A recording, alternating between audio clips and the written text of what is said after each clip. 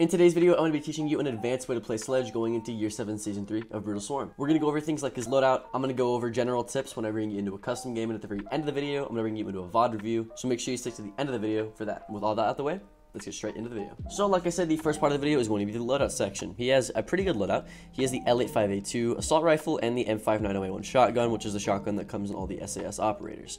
So firstly, this shotgun is very good, but the L8 is kind of the mark of a good weapon on attack. It has 47 damage, 30 bullets, 670 fire rate with little to no recoil. Now, the only thing stopping me from putting suppressor on this gun is the fact that its first 2 bullets have a lot of recoil, and then it kind of simmer downs after that. So I always run vertical grip, 1.5 flash hider. If you're good enough at controlling the first 2 bullets, I'd recommend silencer, but a lot of people aren't, including me. Going into the secondary, it's a P226 Mark 25. Overall, a pretty good pistol. 15 bullets, 0 recoil with 50 damage. That's a 2-tap to any 3-speed defenders if you didn't know. So pretty good for a pistol and a very well-rounded AR. So his loadout is extremely easy to use, very little recoil, and very good to use. And then he has stun grenades or frag grenades or the new EMP grenades. So frag grenades are kind of a must, considering the fact that only 4 operators on attack have frag grenades now, right? You have Glaz, Knock, Sledge, and Finka. So those are the only operators that have frag grenades. So it's really powerful to bring frag grenades if you're able to, and that's why I definitely recommend that. They're great for clearing bulletproof utility, but also killing players for vertical play. So I definitely recommend the frag grenades. EMPs are a good second option if you don't have anybody else that's able to help your hard breacher get the wall and you're playing on a coordinated team. But again, this is more for a solo queue ranked style of video, so definitely bring the frag grenades. And finally, for the stun grenades, no excuse to play the stun grenades ever, don't do it. But that's pretty much it for the loadout section of the video. He of course has his breaching hammer, the sledgehammer that is iconic for his operator. And I'm going to bring you into a custom game and show you all of the basics and all of the advanced tips and tricks that I can with that. So Sledge's primary ability is of course the sledgehammer. This sledgehammer can break anything that is able to be broken by soft destruction. It means any wooden floors, walls, or hatches, right? This can go for drywall too, but floors you can break hatches, and then of course you can break walls, right? But that's not all that the sledgehammer can do. If there's a deployable shield, or if there are any bulletproof utility like bulletproof cameras, Malusi gadgets, etc., his sledgehammer can also break those. But he also has grenades that can do the same thing. So what you can do is save your sledgehammer for more vertical play, for more soft destruction on walls, hatches, and floors, and then use your grenades to get bulletproof utility that you can't get close range. So a good example, if there's a deployable shield right here, and I'm right here, right, I'm not going to walk up to the deployable shield and break it with my hammer because somebody's going to be sitting behind it and they're just going to shoot me, right? So that's where I would use my frag grenades. And then if you are next to, like, you know, a Malusi right here and you know no one's here and no one's going to swing you, you can just do it with your sledgehammer or you can shoot it. Same thing for like bulletproof cameras. If there's a bulletproof camera right here, you can just go up to it, bonk, shoot it. So it is pretty cool in that sense, but you're mainly going to use it for soft destruction on wooden / drywall areas. So good example, cafe is great for vertical play. So let's say that the site is downstairs, right? The site's kitchen. What you can do is just sledgehammer the fuck out of the floor, right? You get all of this, boom, boom, boom. They can't go here, boom. And you just open up all of the floor right above the site, right? So this allows for a lot of angles onto the site that you can get on defenders that they're not able to really do anything about. So this is going to do one of 2 things. It's either A, going to make the defenders leave where they are, or B, it's going to make them take difficult gunfights. So if you don't know how verticality works, whenever there's a defender looking up and shooting you vertically, it's a lot harder for them to kill you than it is for you to kill them because of how perspective works in the game, but also because of these metal bars, right? Due to you being closer to the metal bars, you can aim in between them a lot easier, as opposed to you being really far away. You hit the metal bars a lot more often, especially if you're underneath them and you're having to look up instead of you looking down, especially if it's well lit, right? So it's a lot easier for you to take vertical gunfights than it is for them, and that's why it's such an advantage being able to sledge open the floors like this. Another tip that I want to give you is whenever you're sledging the floors, you never want to sledge and then immediately peek the hole that you just made.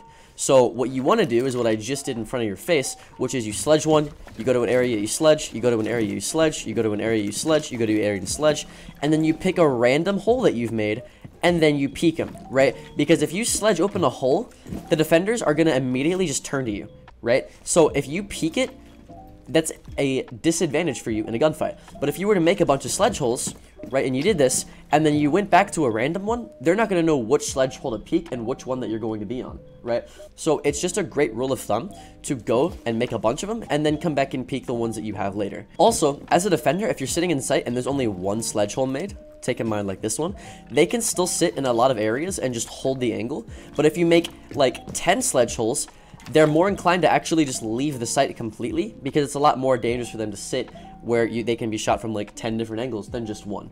So a great way to play Sledge is, let's say your teammates have opened up the wall and they're trying to take control of the site, but it's hard, right? What you can do with Sledge is you can play vertically and alleviate a lot of that pressure by making a bunch of sledge holes, making the defenders leave, and making it easier for supports to come in and plant the bomb. So that's personally what I do a lot, is I wait for my teammates to get the breach or to take space, and then I use my verticality to help them take space and get easy gunfights in the process. One more tip as Sledge is, if there's a map like Cafe where there's multiple floors that are just wooden, you can get a lot of really tight angles to where you can see defenders and they're just unable to see you, right? So great example is, let's say that there's, you know, the wall downstairs in kitchen is open right there. What I can do is get an angle like right here, and I can see into the other site and get a nice pixel angle through this wall, through the floor, and they're unable to see me. Like, they're not gonna fucking kill me, especially when there's two sets of metal bars that are crossed like this, going opposite ways. It's very hard for a single bullet to sneak up where my head is, and it's even harder for them to see where I'm shooting them from. So a very cool thing you can do there. Extremely situational, and you have to know lineups to be able to do it, but still very overpowered if you can pull it off. One thing I also want to talk about Sledge is you don't have to use a sledgehammer to play vertically, right? You can use a sledgehammer to make it a lot easier for your teammates to enter in sight. So not only can the sledgehammer one-shot any soft destruction like walls, floors, roofs, hatches, etc., but it can also get barricades. Right, so if you keep this in mind, if you have a team that's rushing, or you just want to make it faster for you to get in the building or your teammates to get into the building, you don't have to sit here and knife it 3 times, like 1, 2, 3. That takes so much longer than just boink, you know what I mean? Like, it's just faster. And then it's the same thing for like the hatches on the roof of this building. You just hit 1, and then you just hit 2. Instead of having to get breaching charges or having to get like a DMR to shoot the hatch open, you can just easily make it to where people can get into the building faster. Also, this applies for any soft destruction or wooden buildings in the area. So let's say that I have a plant down right here, right? I'm playing a Sledge, I get the bomb down. Let's do it right here, actually. I get the bomb down and I'm planting right here. What I can do is just sledgehammer this, and it makes it a lot easier for when I leave the objective to hold behind that bookshelf, so the defender can't just sit behind the bookshelf and try to have a gunfight with me. Now, if there's a rotate there and I rotate through, I get a free angle. And you can do that with a lot of other stuff too, like a lot of other wooden stuff. I think it actually worked on this one too. Yeah, it works on that one. You can get a free angle there. It works on this one. Right, super cool. You can make up angles on the fly with Sledge. But that's pretty much it. Sledge is a very straightforward character. Hammer, go bonk. That's pretty much it. I'm going to bring you into a VOD review of me playing Sledge in a ranked game, just to kind of better show you how I would play him and my step-by-step thought process on what I do, so that you wouldn't know how to play Sledge going into your own ranked games. Okay, so I brought you into a game of me playing Sledge. Like I said, we had a cheater on our team, and our teammate ended up killing him. That's why we're in a immediate 4v5, and there's a down teammate. So if you see that, that's why. Anyways, let's get straight into the video.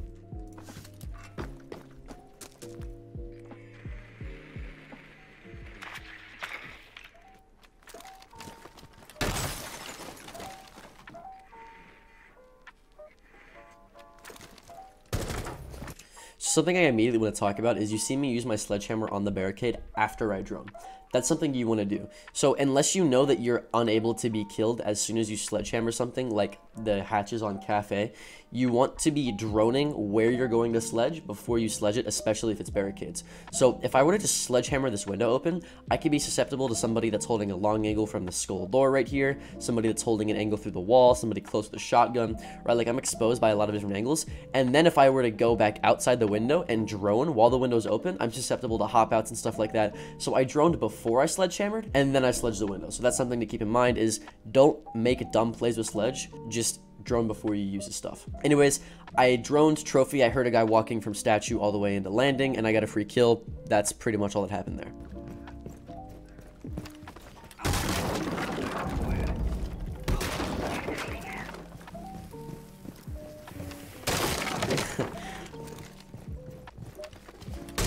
So like I said, I'm immediately just coming in and doing it fast, right? Sledge is meant to be played in a fast way. I'm going to a bunch of different places and making sledge holes. I'm not making one and then peeking it like I talked about in the custom game. I'm making rotates for my team. Right, and I'm still going. There's only 2 players left, but they also have a minute 40, right? Time is your friend whenever you're on defense. So I'm kind of just making use of all of the time that we have, and I'm just making as many possible angles so that they can't sit in any corners unchecked. And then this is the point where I've made enough holes, and I'm just looking for players to kill now, or to give callouts to my teammates, right? I open the hatch. And I'm not seeing anybody. Then we get a kill. It's a 3v1. At this point, I probably should just be rushing the site, but I just wanted to make sure no one was sitting in kitchen because I haven't checked that in a while. I see no one in kitchen. I get a sound call. There's a guy pantry, so I grenade it. And at this point, we have a teammate die, right? 2v1. I don't want to give the defender more 1v1s, so I join my teammate. That's something you got to start doing, is in clutch scenarios where the enemy is clutching, you don't want to be by yourself and giving him one-on-one gunfights. Because as a defender, or an attacker for that matter, the way you clutch is you take one-on-one gunfights, right? That's the only way you're going to win. You can't fight 3 people at once. You can't fight 2 people at once. If you take one-on-one gunfights and you isolate people, that's how you clutch. Secret little tip right there. But I immediately rotate to my teammate because I know that.